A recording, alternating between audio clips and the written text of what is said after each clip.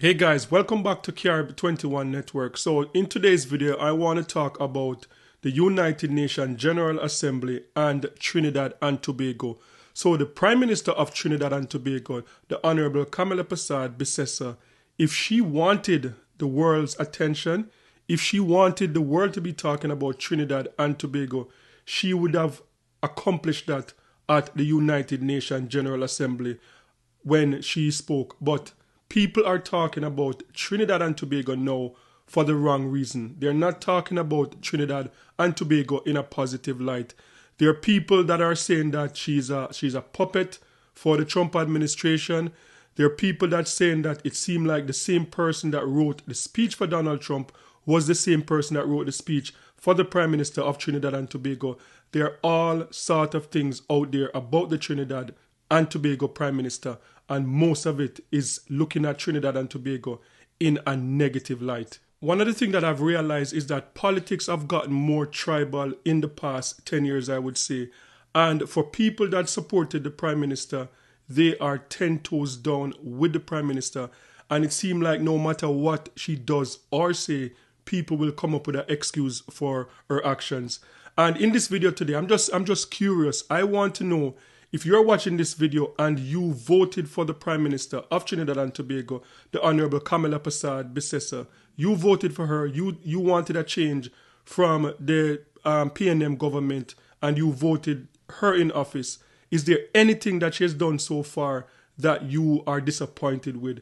Because what I've observed while doing news, covering some of the stories coming out of Trinidad and Tobago, whenever I say anything positive about the UNC government and what they have done, anything in a positive light, there are people that will come in the comment section and they'll be like, yeah, you know what you're saying and you're a smart person.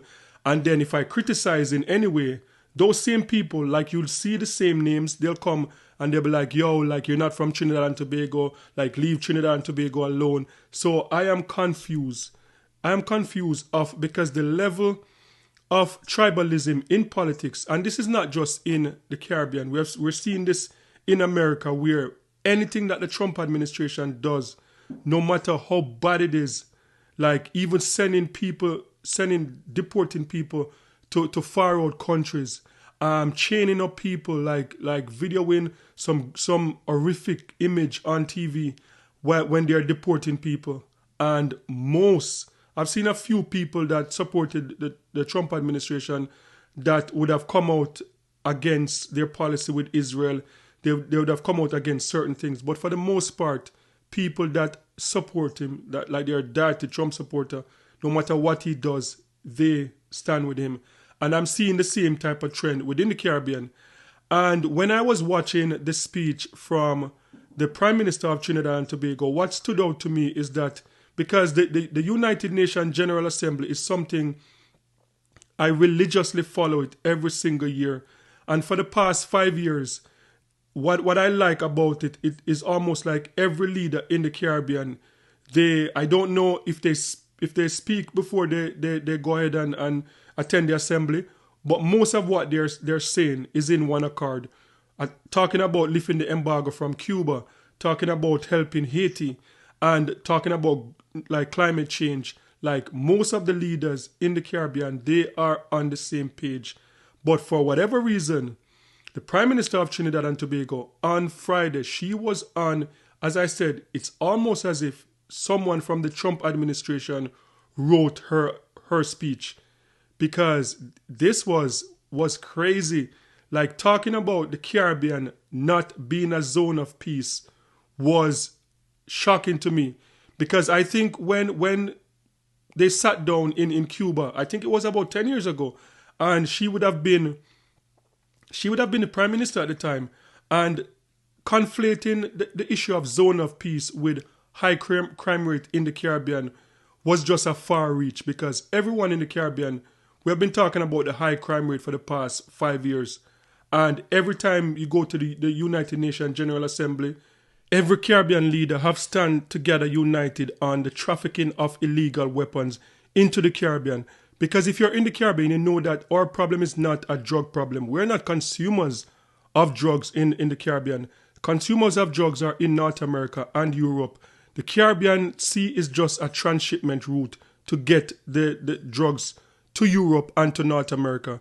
And for, as I said, at least 10 years, the Caribbean leaders at the United Nations, we have been crying to the American government, please help us with the flow of illegal firearms coming into the Caribbean via the Caribbean Sea. And nothing has been done so far.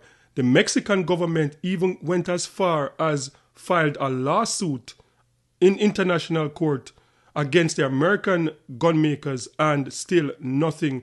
So for the Prime Minister to think that the Americans now in the Caribbean Sea with warships and submarine, that they are coming into the Caribbean now to help us, like she must have fallen, hit her head or something, because that is not the case.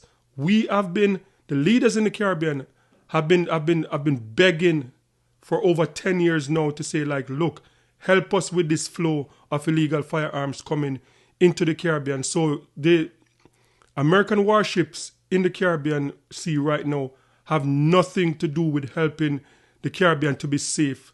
They have their interests, why they want to take out Maduro in Venezuela. And if the Prime Minister of Trinidad and Tobago thinks that if they get Maduro tomorrow, if they cares about what happened to Trinidad and Tobago, she would have made a sad mistake. If they take out Maduro tomorrow and Venezuela becomes destabilized and Trinidad would feel all the repercussions, America would not give one red cent about what happened to the people of Trinidad and Tobago.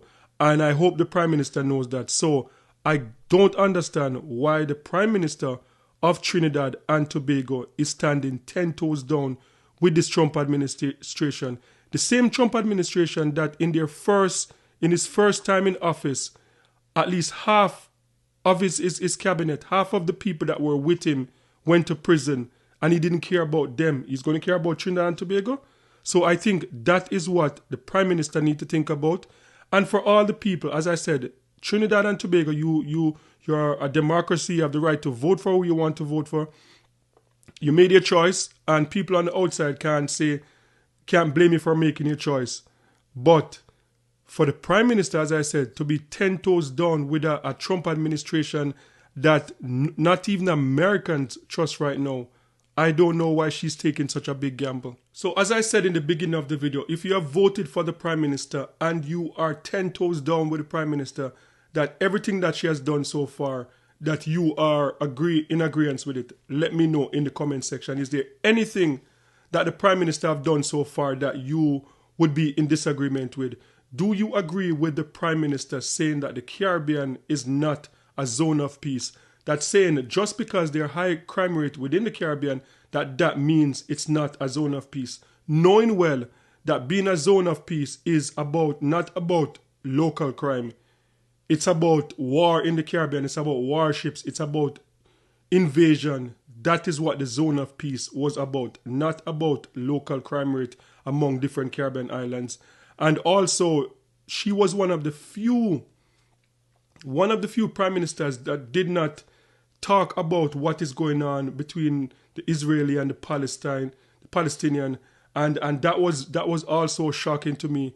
And global warming, climate change, she was one of the only prime ministers also that came out and said nothing about climate change in the way that other Caribbean leaders are saying it. She is defending, as I said, like from the Trump script, like she's defending the right to do whatever they want and to take whatever risk they want, even if it's going to damage the environment. And she's unapologetic about it. And one of the things that stood out to me also was talking about Haiti and Haiti being a failed state.